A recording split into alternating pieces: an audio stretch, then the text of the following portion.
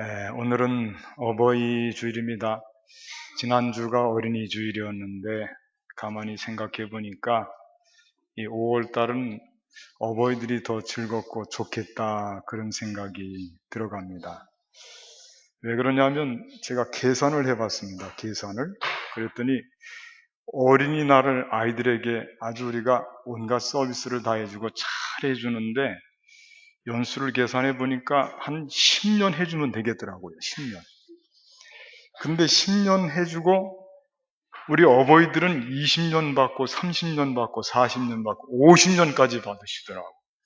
그러니까 어버이들이 더 즐겁죠. 안 그렇습니까? 제가 좀 웃으라고 좀 들린 말씀입니다.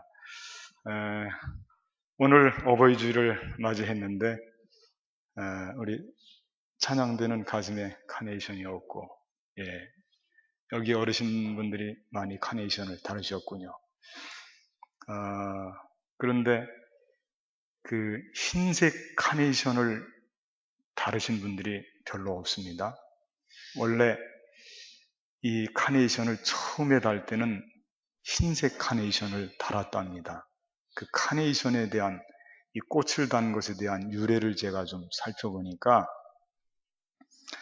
안나라고 하는 사람이 있었는데 이 안나가 어머니를 그렇게 사랑을 했대요. 그런데 어머니가 갑자기 별세하셨어요. 돌아가셨어요. 어머니가 너무 그리워서 어머니 산소에 꽃을 심어드렸대요. 그 꽃이 카네이션이었어요.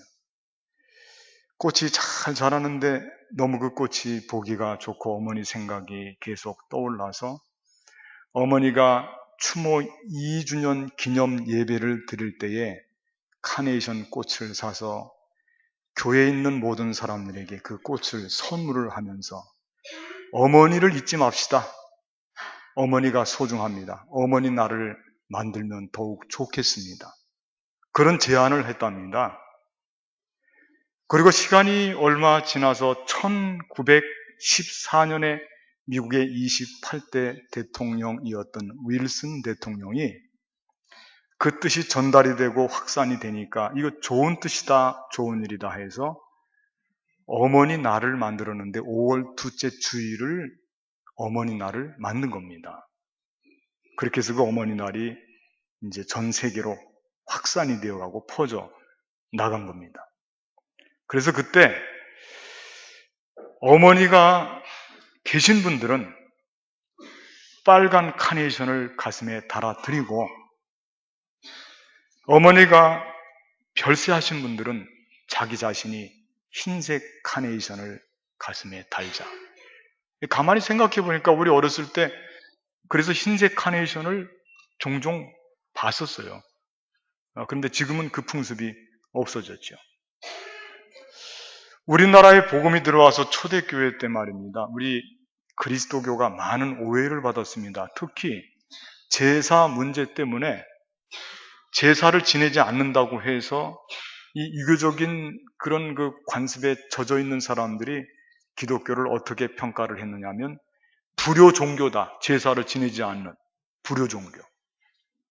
막대 먹은 사람들이나 교회에 나가는데 너희들은 교회 나가면 안 된다. 이런 식으로 기독교를 왜곡하고 복음을 막고 나섰거든요. 그런 때 선교사들이 아주 좋은 일을 했습니다. 그게 뭐냐면 어린이날, 어버이날을 이렇게 만들어진 어버이날, 어린이날을 교회마다 다 지키기 시작해서 확산이 되어서 모든 교회들이 어버이날, 어린이날을 지키면서 가정에 대한 중요성과 사랑과 부모님에 대한 효도와 이런 걸 교회에서 가르치고 나선 거예요. 그랬더니 기독교를 왜곡하고 복음을 막아섰던 사람들의 이야기가 멀어지고 점점 민중들, 백성들 속에 기독교 신앙의 아름다운 이런 모습이 파고 들어가서 그래서 설득력을 갖게 되고 아니구나. 교회 다니는 사람들은 부모님께 너무 잘하는구나.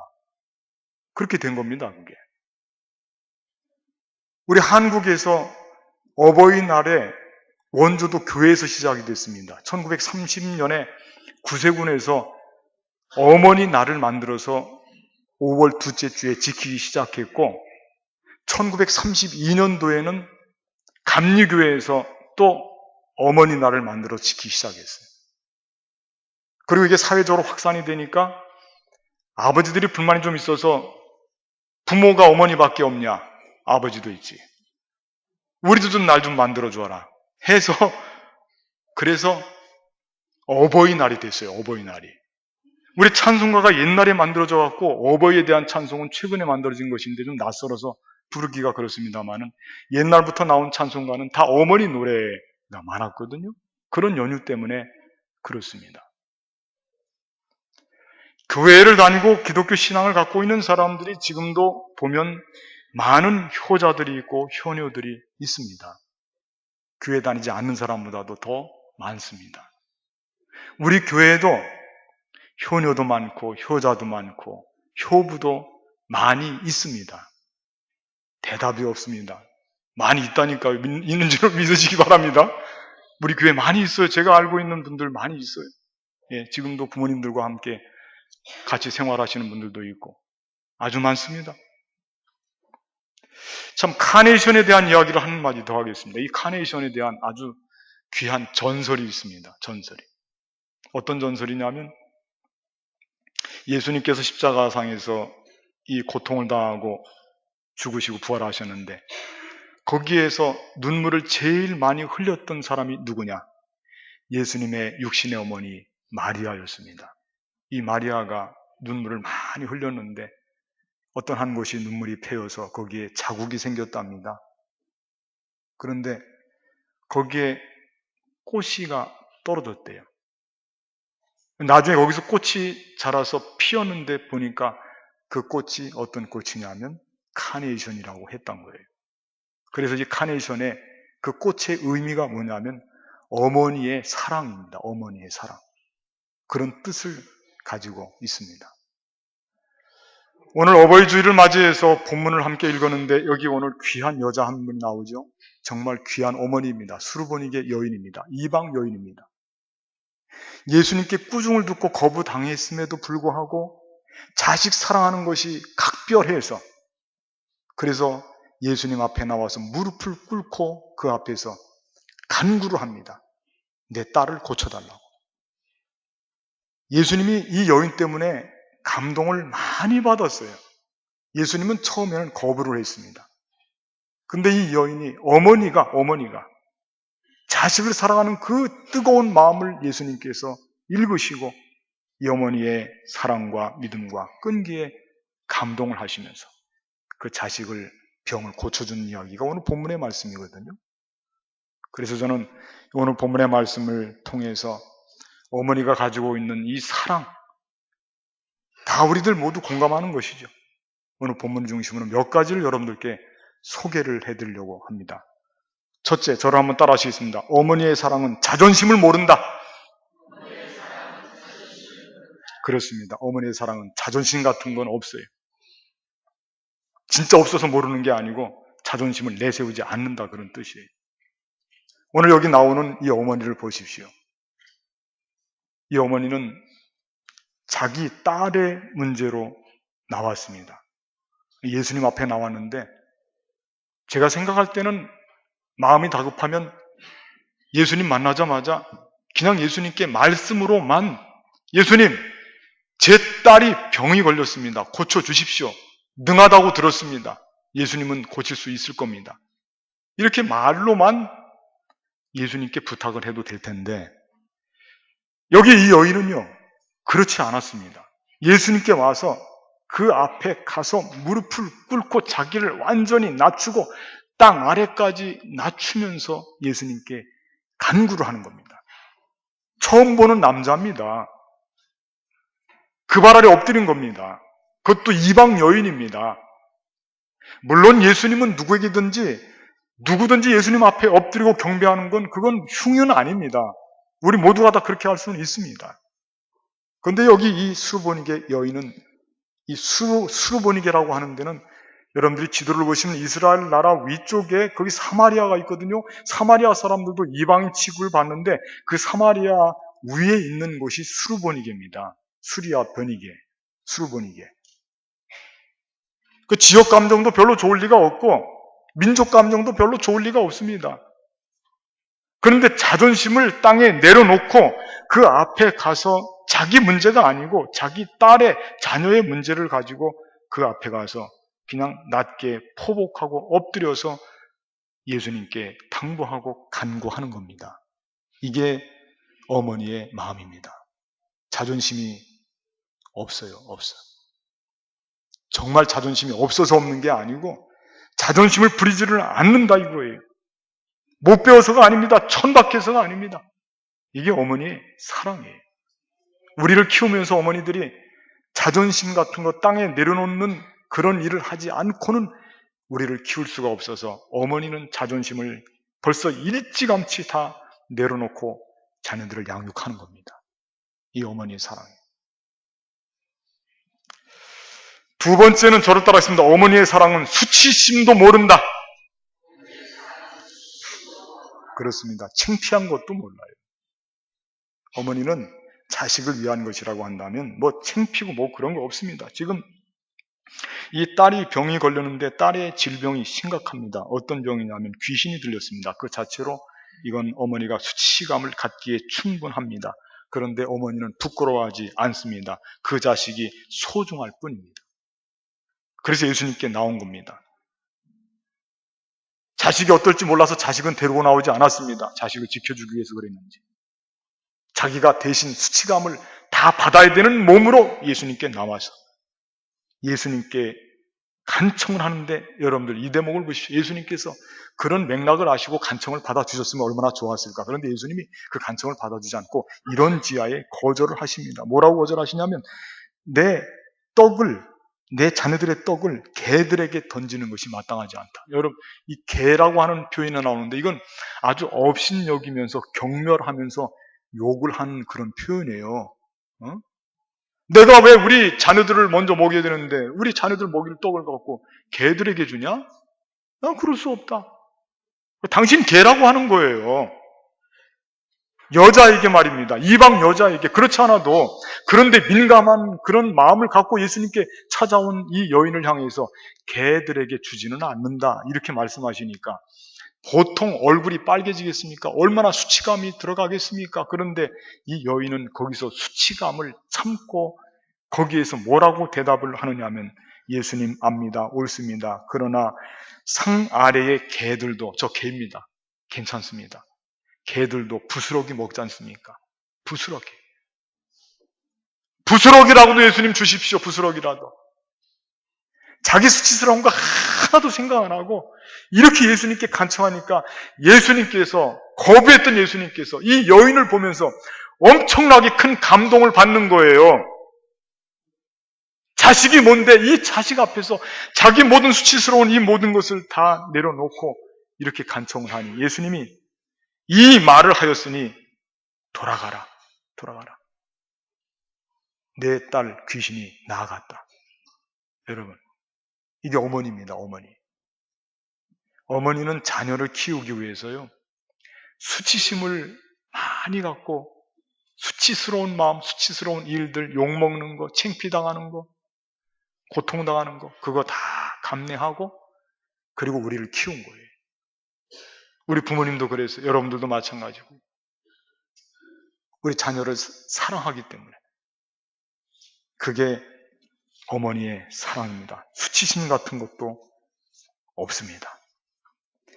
세 번째, 저를 한번 따라하겠습니다. 어머니의 사랑은 자신의 유익도 모른다. 그렇습니다. 자존심도 없고요.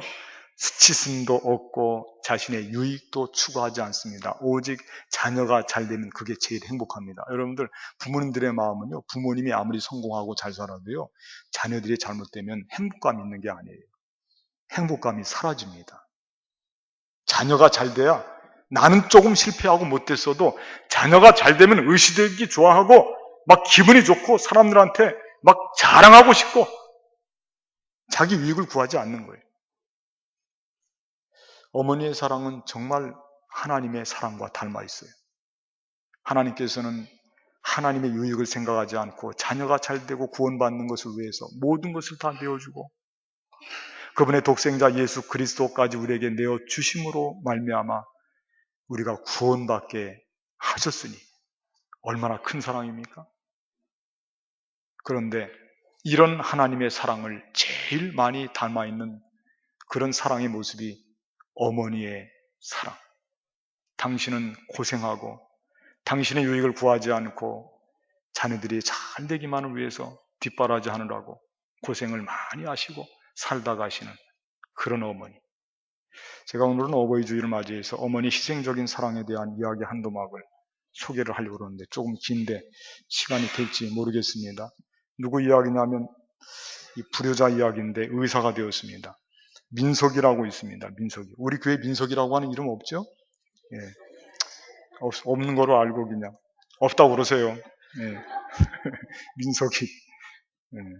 지금도 시장에를 가면 이 민석이는 시장 모퉁이에서 이 자리를 조그마한 자리를 깔아놓고 나무를 파는 그런 할머니를 한 번 보고 또 보고 재차 봅니다. 왜 그러냐면 어머니 생각이 떠올라서 그렇습니다. 예전에는 이 시장을 지나갈 때쯤이면 그것 때문에 어머니가 거기 앉아 있어서 창피하기도 하고 고통이었습니다. 지금은 거기를 지나갈 수도 없게 되었죠. 엄마가 이렇게 이야기합니다. 엄마 시장 갔다 올 테니까 밥을 꼭 챙겨 먹고 학교에 가거라. 누워있으면서 자지도 않으면서 자는 척하고 어머니 나갈 때를 기다렸다가 어머니가 시장에 가면은 빨리 일어나서 책가방 챙겨갖고 학교를 갑니다. 그리고 마음속에 다짐을 합니다. 이 지겨운 가난, 항상 나 이 가난을 나는 증오했다. 자기는 가난을 증오했다 이거예요. 언젠가는 내가 이 가난에서 벗어나고 말리라.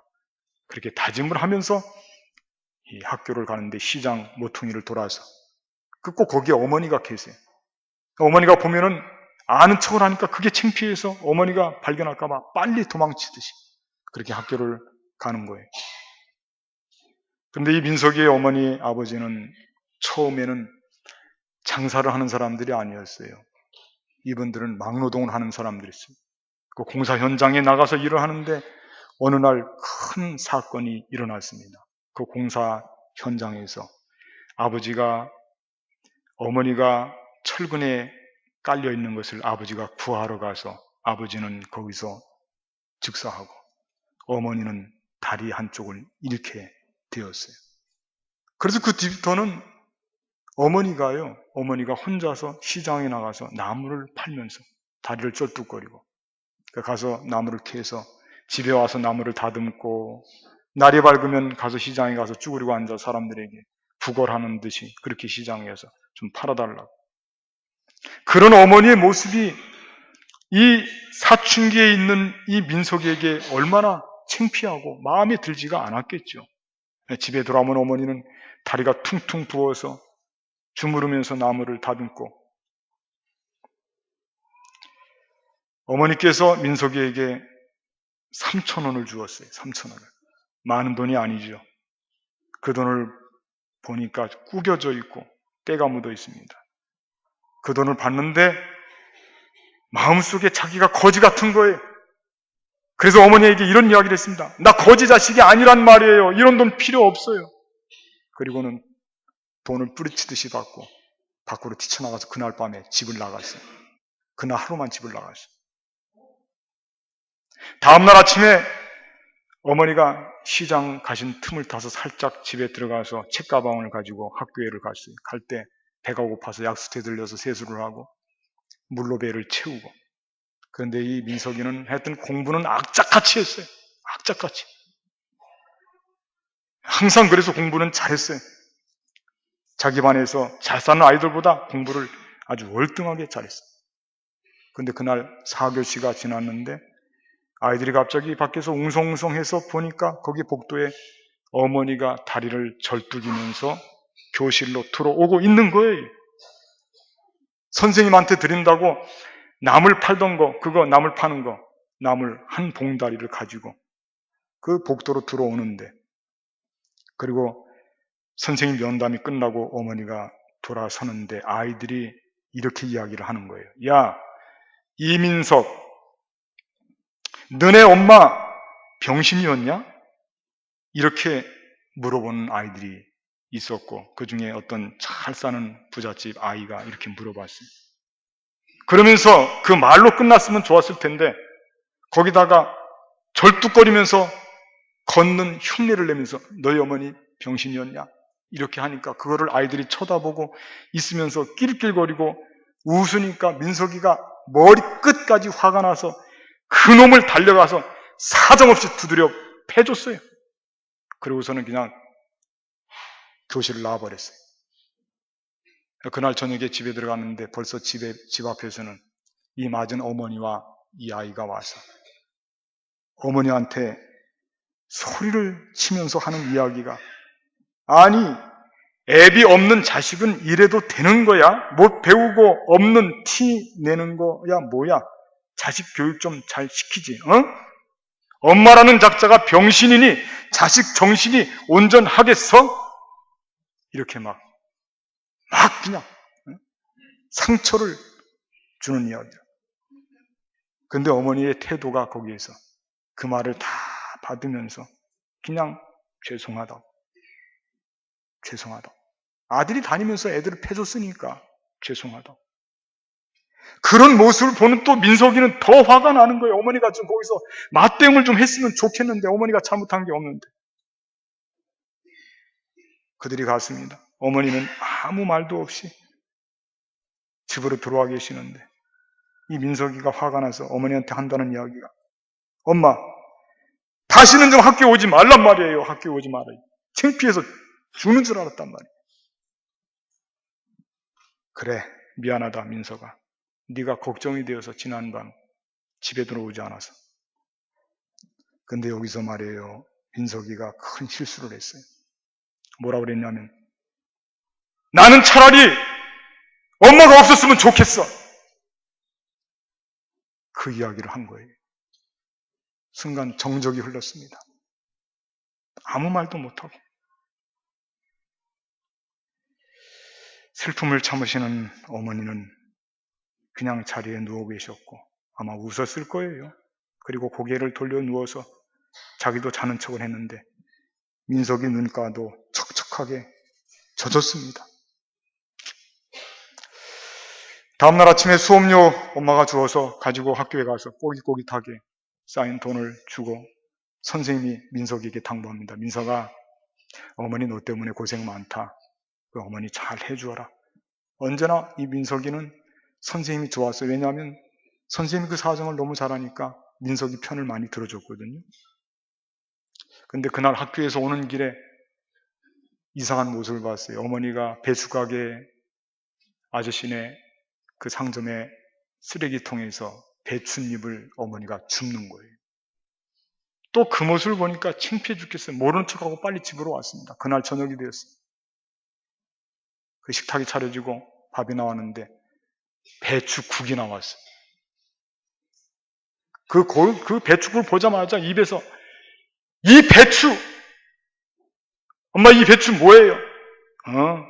배추 가게 아저씨가 이거 배추 겉에 이거 잘라낸 건데 이것도 먹을만 하다고 가서 민석이 배추국이나 좀 끓여주라고 해서 갖고 왔어.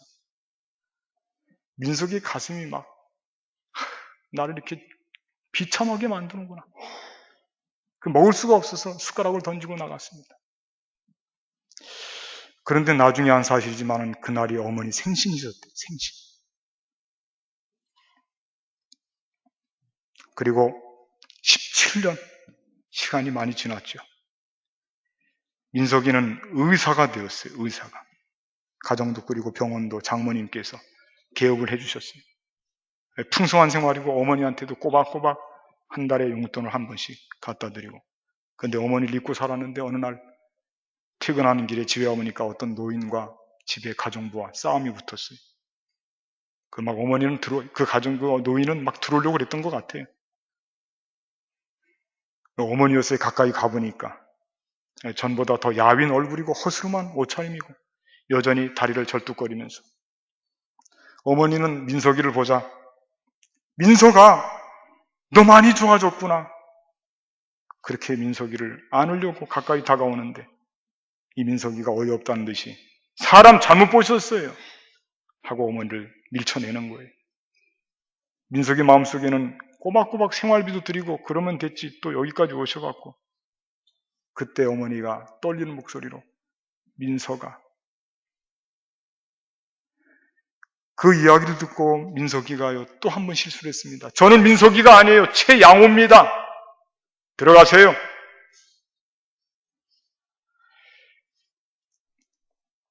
일하시는 분이 가정부 아주머니가 별 로방든 할머니를 다 봤다고 밀쳐내고 보냈습니다. 그리고 그 사건이 있은 후에 한 달 동안을 이 민석이가 악몽에 시달려서 밤잠을 자지를 못했습니다. 그래서 할 수 없이 다시 민석이는 마음을 고쳐먹고 어머니가 시장에서 나무를 파는 그곳으로 갔어요. 가서 어머니를 살짝 지켜봤어요. 그때 어떤 사람이 어머니한테 와서 나무를 사는데 그 사람이 이렇게 물어봤어요. 할머니는 자식이 없어? 아니요. 우리 아들이 서울에서 큰 병원에서 의사요. 자꾸 나한테 같이 살자고 하는데 내가 싫다고 했어. 내가 살면 언제까지 산다고. 내가 신세지고 그럴 거 없잖아? 요즘에도 자꾸 올라오라고 하는데 그냥 내 뿌리치느라고 혼났구만. 우리 아들 같은 사람 없어? 둘도 없어 세상에. 우리 아들이 아주 효자야 효자.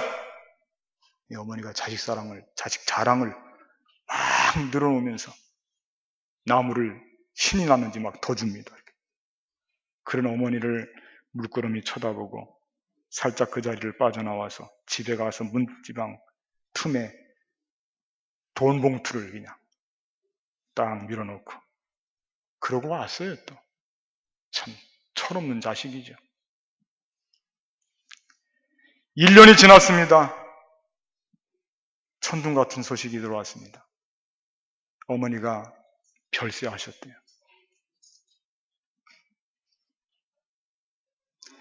고교 담임선생님으로부터 그 소식을 듣게 돼서 가슴이 철렁 내려왔어요. 자기 머릿속에는 어머니 생각보다는 이렇게 어머니가 가게 되었으니 온통 내가 불효자식이구나. 이거 소문나면 안 될 텐데. 그 생각으로, 비난받을 생각으로 머리에 가득 찼어.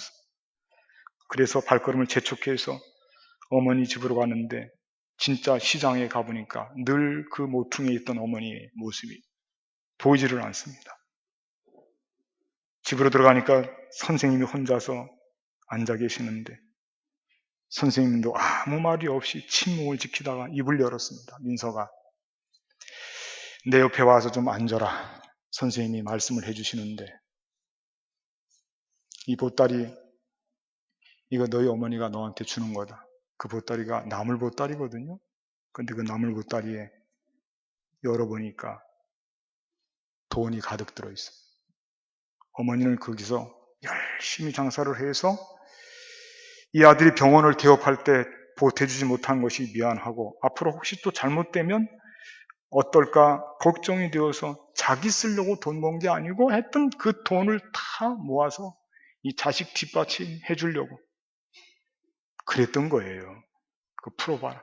돈이잖아요. 너에게 항상 잘 못해준다고 하면서 나랑 가끔 말씀 나누실 때 미안해 하셨다. 어머니가 내가 가끔씩 말동무가 되어줬었거든. 그리고 어머니가 너에게 하지 않은 이야기도 나한테 전해주라고 했다. 유언과 같은 이야기예요. 선생님이 이야기를 듣고서 너무너무 충격을 받았어. 왜 그러냐면 선생님이 이야기를 하는데 민서가 네가 아주 어렸을 때 네가 너희 부모님이 퇴근하는 길에서 쓰레기통에서 네가 뭐를 뒤지고 있더란다. 쓰레기통을 뒤지고 있는 너를, 버려진 너를 귀히 여기고 자식이 없던 그분들이 너를 데려다가 너를 키운 거란다. 늦게 얻은 자식이라서 얼마나 기뻤는지. 그래서 혼자 집에 있기를 용납하지 않고 너를 언제나 데리고 일터에 나갔는데 어느 날 공사장에 나가서 일을 하다가 보니까 네 위로 철근이 떨어지는 것을 보고 어머니가 달려가서 그 철근을 받으려고 아버지가 그 모습을 보고 또 달려왔는데 아버지 머리에 철근이 떨어져서 아버지는 그 자리에서 즉사하고 어머니는 다리 하나를 잃었단다. 너는 운이 좋은 놈이야 이놈아. 너는 아버지의 목숨과 어머니의 다리로 살아온 거야.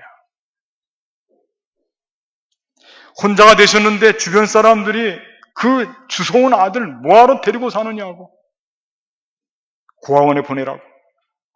어머니는 그럴 수 없다고. 이 아들이 얼마나 귀한 아들인데 키우고 나중에 대학에 들어갔을 때 대학에 좋은 대학에 들어갔습니다. 이르대요. 학비가 모자랄까봐 고생하느라고 속에 병이 생겼습니다. 암이 걸렸습니다. 그런데 그것을 아들한테 이야기하지 않고 학비를 마련하기 위해서 그 몸을 가지고 열심히 돈을 벌고 뒷바라지를 했던 거예요. 나중에 이 자식을 한번 만나고 이제 쇠약해져서 마지막으로 만날 생각을 하고 서울에까지 올라갔는데, 그런데 그 어머니에게 가슴에 못을 박은 겁니다. 이 아들이. 나는 당신 아들이 아니라고. 자신이 낳은 아들이 아닌데도 목숨보다도 소중히 여겨서 이 아들을 끝까지 사랑하고 그 아들을 위해서 마지막까지 살았던 이 어머니. 하지만 이 어머니를 위해서 이 아들은 해준 것이 아무것도 없습니다. 그냥 눈물만 흘릴 뿐입니다. 그리고 영정을 들고 소리칩니다. 어머니, 내 어머니. 사랑하는 내 어머니. 그리고 시간이 되면 어머니가 장사하던 그 시장 모퉁이길을 돌아서 거기 장사하는 할머니가 혹시 어머니가 아닌가, 그렇게 물끄러미 쳐다보고 있습니다.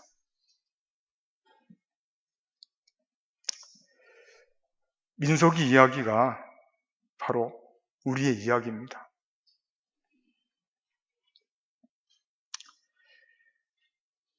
살아생전에 있는 어머니를, 또 우리 부모님을 후회하지 말고 그분들이 살아있을 때 우리 모든 것을 들여서 그분들을 사랑하고 효도한다면 우리 믿음을 갖고 있는 사람들이 하나님께서 말씀하신 대로 주 안에서 내 부모를 공경하라. 이것이 약속 있는 첫 계명이니 너희가 땅에서 잘되고 장수하리라. 이렇게 말씀하셨는데, 여러분들 우리도 모두가 민석이처럼 후회할 수 있어요. 후회할 수 있어요. 어머니에게 아버지에게 못다한 효도 있다면 우리 주변의 어르신들을 향해서 마음껏 사랑을 나눠주시고요. 또 살아 생전에 계신다면 그분들한테 후회함 없이 사랑을, 효도를 많이 베풀어서, 그것도 하나님의 사랑의 한 조각입니다. 그것도 우리 믿음의 사람들의 한 훈련의 조각입니다.